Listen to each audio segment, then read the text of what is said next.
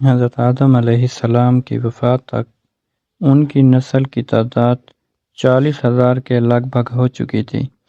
یہاں ہمیں اچھی طرح سمجھ لینا چاہیے کہ پیدائش آدم علیہ السلام کا یہ قصہ جو قرآن مجید و احادیث میں بیان ہوا ہے، اس کی تائید تورات اور انجیل اپنی موجودہ تحریف شدہ شکلوں میں بھی کرتی ہے۔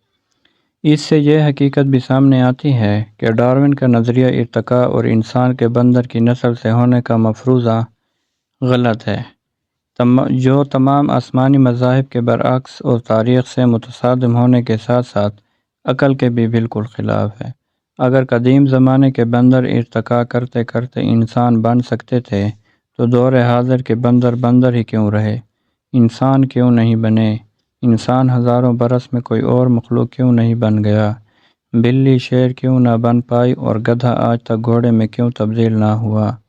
حضرت آدم علیہ السلام دنیا میں آئے تو یہاں جنت جیسی نعمتیں اور آسائش تو نہ تھی، لیکن پھر بھی انسان کی ضرورت کا ساز و سامان موجود تھا، جیسے کھانے پینے کا سامان تھا، ستر پوشی کا سامان تھا۔ حضرت جبرائیل علیہ السلام اپنے ساتھ گندم لائے۔ حضرت آدم علیہ السلام نے وہ گندم زمین میں کاشت کر کے اناج حاصل کیا، اسے پیسا اور گوندھ کر روٹی تیار کی۔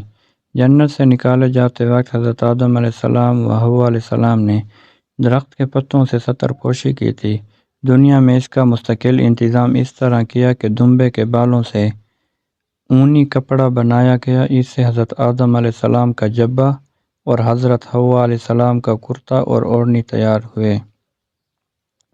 حضرت آدم علیہ السلام کی اولاد ہوئی تو ان میں نکاح کا سلسلہ شروع ہوا اور یوں آدم علیہ السلام کی نسل کی افزائش ہوئی۔ دور حاضر میں مغربی محققین نے جہاں انسانی تہذیب و تمدن کو لاکھوں سال قدیم بنایا ہے، وہاں یہ بھی دعویٰ کیا کہ شروع میں انسان جانوروں کی طرح برہنہ پھرتا تھا، کچا گوشت چباتا تھا، نکاح کا کوئی تصور نہ تھا، مرد و زن کسی رسم اور قید کے بغیر شہوت پوری کیا کرتے تھے، ہزاروں برس بعد وہ کھانا پکانے، پہنے اور نکاح کا عادی بنا۔ یہ دعوے محض قیاس کی پیداوار ہے، تاریخ ان کی تردید کرتی ہے۔